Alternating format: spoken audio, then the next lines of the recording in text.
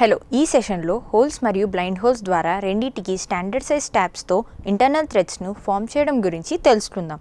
Session ప్రారంభిద్దాం. ఈ session లక్ష్యాలను చూద్దాం.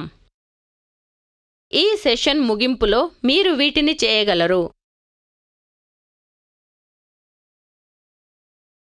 ట్యాపింగ్ కోసం హోల్స్ చాంఫర్ చేయగలరు. బెంచ్ వైస్లో జాబ్ ఫిక్స్ చేయగలరు. ఇంటర్నల్ థ్రెడింగ్ కోసం ట్యాబ్ డ్రిల్ సైజెస్ నిర్ణయించగలరు. ట్యాప్ సెట్ ఎంచుకోగలరు. హ్యాండ్ ట్యాప్ మరియు ట్యాప్ రెంచ్ ఉపయోగించి ఇంటర్నల్ థ్రెడ్స్ మరియు బ్లైండ్ హోల్స్ కట్ చేయగలరు. ప్రొసీజర్కి అవసరమైన టూల్స్ ఏంటో చూద్దాం.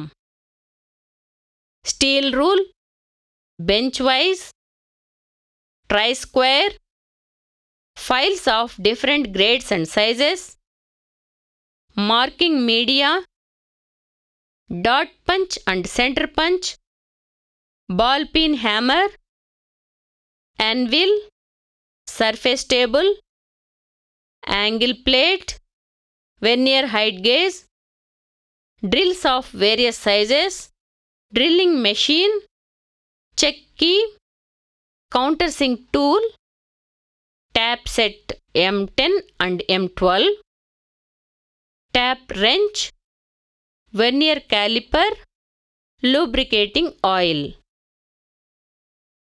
ఇంటర్నల్ థ్రెడ్స్ కట్ చేయడానికి స్పెసిమెన్ సిద్ధం చేయడం ఇప్పుడు నేర్చుకుందాం.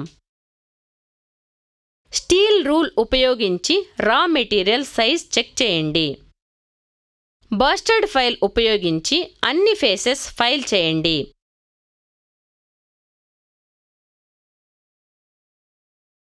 ట్రై స్క్వేర్ ఉపయోగించి ప్యారలలిజం మరియు పర్పెండిక్యులారిటీ నిర్ధారించండి. ఫేస్ ఏ పైన మార్కింగ్ మీడియా అప్లై చేయండి. వెర్నియర్ హైట్ గేజ్ ఉపయోగించి 60 mm x 60 mm సైజ్కి మార్క్ చేయండి. యాన్విల్ పైన డాట్ పంచ్ మరియు బాల్ పిన్ హ్యామర్ ఉపయోగించి వర్క్ పీస్ పైన విట్నెస్ మార్క్ చేయండి. వివిధ గ్రేడ్ల ఫైల్స్ ఉపయోగించి సంబంధిత సైజ్కి ఫైల్ చేసి ఫినిష్ చేయండి.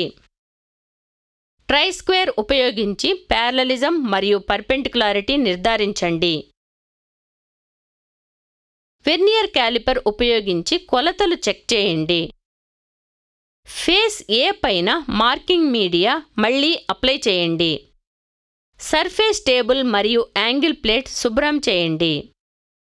వెర్నియర్ హైట్ గేజ్ యొక్క అన్ని కదిలే భాగాలు పనిచేస్తున్నాయి అని నిర్ధారించుకోండి. సర్ఫేస్ టేబుల్ పైన యాంగిల్ ప్లేట్ సహాయంతో జాబ్కి సపోర్ట్ ఇవ్వండి. వెర్నియర్ హైట్ గేజ్ ఉపయోగించి ఫేస్ బి నుండి 20 mm మరియు 40 mm వద్ద ప్యారలల్ లైన్స్ మార్క్ చేయండి.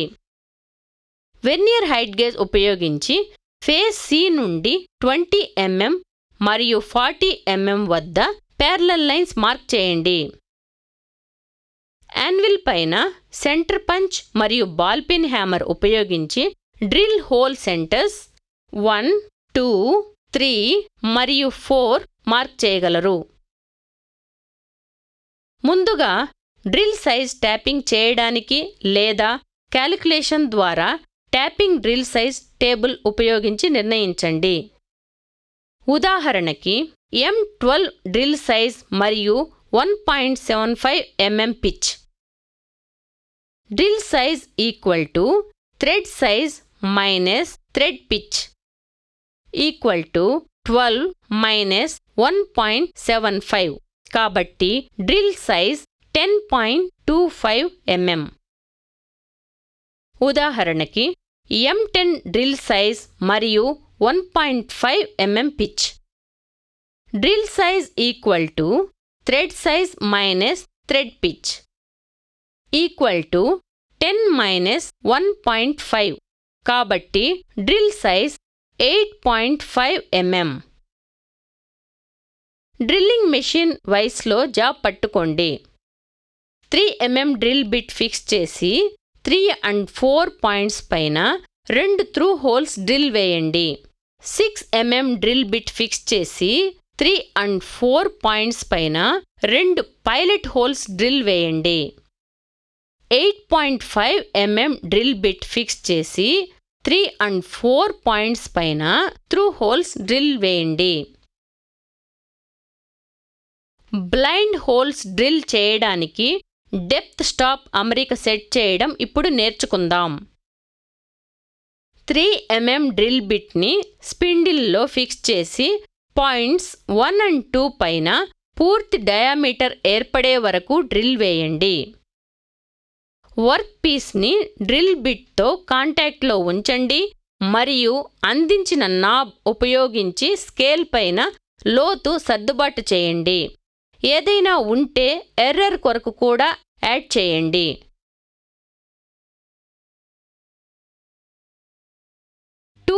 mm ఎర్రర్ కొరకు మరియు అవసరమైన 14 mm లోతు కోసం వర్క్ పీస్ డ్రిల్ బిట్తో కాంటాక్ట్లో ఉన్నప్పుడు స్కేల్ పైన 16 mm సర్దుబాటు చేయాలి. స్టాపర్ లెవెల్ని సెట్ చేయండి. తద్వారా మార్క్ 0కి చేరుకున్నప్పుడు డ్రిల్లింగ్ ఫీడ్ ఆగిపోతుంది. ఆటో ఫీడ్ కొరకు ఫీడ్ హ్యాండిల్ సెట్ చేసి మెషిన్ ఆన్ చేయండి.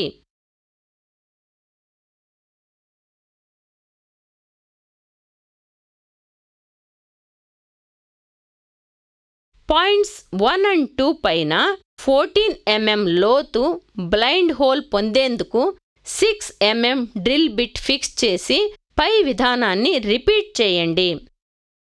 వెర్నియర్ క్యాలిపర్ ఉపయోగించి పైలట్ డ్రిల్డ్ హోల్ లోతు చెక్ చేయండి. పాయింట్స్ 1 and 2 పైన 14 mm లోతు బ్లైండ్ హోల్ పొందేందుకు 8.5 mm డ్రిల్ బిట్ ఫిక్స్ చేసి పై విధానాన్ని రిపీట్ చేయండి. పాయింట్స్ 1 and 2 పైన 14 mm లోతు బ్లైండ్ హోల్ పొందేందుకు 10.25 mm డ్రిల్ బిట్ ఫిక్స్ చేసి పై విధానాన్ని రిపీట్ చేయండి. పాయింట్స్ 1 and 2 పైన వెర్నియర్ క్యాలిపర్ ఉపయోగించి డ్రిల్ చేయబడిన బ్లైండ్ హోల్ లోతు 14 mm ఉందని నిర్ధారించండి. డ్రిల్లింగ్ మెషిన్ స్పిండిల్లో కౌంటర్ సింక్ టూల్ ఫిక్స్ చేయండి. పాయింట్స్ 3 and 4 వద్ద త్రూ హోల్స్ 2 చివరలు షాంఫర్ చేయండి. పాయింట్స్ 1 and 2 వద్ద బ్లైండ్ హోల్స్ ఓపెన్ ఎండ్ షాంఫర్ చేయండి. జాబ్ యొక్క అన్ని సర్ఫేసెస్లో ఫైల్ మరియు డీబర్ చేయండి. త్రూ హోల్స్ ద్వారా ఇంటర్నల్ థ్రెడ్స్ కత్తిరించడం. వర్క్ పీస్ని బెంచ్ వైస్లో పట్టుకోండి, అంటే జాస్పై సర్ఫేస్కు కొద్దిగా పైన ఉండేలాగా. M10 ఫస్ట్ ట్యాప్ అంటే టేపర్ ట్యాప్ని రెంచ్లో ఫిక్స్ చేయండి. థ్రెడ్ని ప్రారంభించడానికి స్థిరమైన డౌన్వర్డ్ ప్రెషర్ కలిగించండి మరియు ట్యాప్ రెంచ్ని క్లాక్వైజ్ డైరెక్షన్లో నెమ్మదిగా తిప్పండి. చిన్న ట్రై స్క్వేర్ సహాయంతో ట్యాప్ నిలువుగా ఉందని నిర్ధారించండి.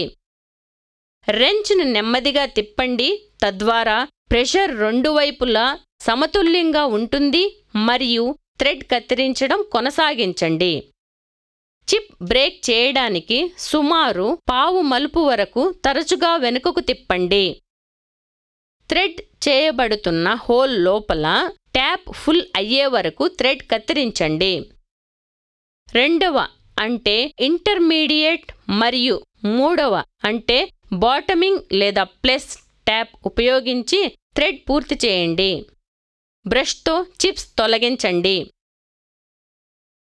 మ్యాచింగ్ స్క్రూతో థ్రెడెడ్ హోల్ చెక్ చేయండి. బ్లైండ్ హోల్స్ ద్వారా ఇంటర్నల్ థ్రెడ్స్ కత్తిరించడం. బ్లైండ్ హోల్ నుండి మెటల్ చిప్స్ ఏదైనా ఉంటే దానిని తలక్రిందులుగా చేసి వుడెన్ సర్ఫేస్పై కొద్దిగా తట్టడం ద్వారా తొలగించండి. M12 ఫస్ట్ ట్యాప్ అంటే టేపర్ ట్యాప్ని రెంచ్లో ఫిక్స్ చేయండి. డెప్త్ స్టాప్ అమరికగా పనిచేయడానికి ఫస్ట్ ట్యాప్లో సరిపోయే నట్ని అవసరమైన లోతుకు స్క్రూ చేయండి. నట్ వర్క్ పీస్ సర్ఫేస్ తాకే వరకు బ్లైండ్ హోల్ థ్రెడ్ చేయండి.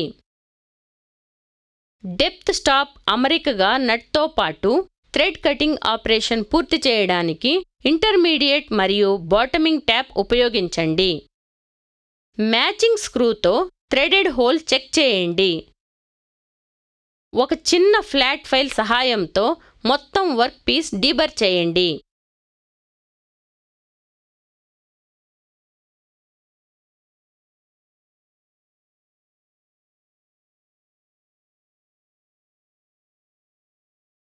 లూబ్రికేషన్ అప్లై చేసి మూల్యాంకనం కోసం నిల్వ చేయండి. చేయదగినవి మరియు చేయకూడనివి. చాలా చిన్న రెంచ్కి ఎక్కువ శక్తి అవసరం. చాలా పెద్ద ట్యాప్ రెంచ్ ట్యాపింగ్ చేస్తున్నప్పుడు అవసరమైన అనుభూతిని ఇవ్వదు.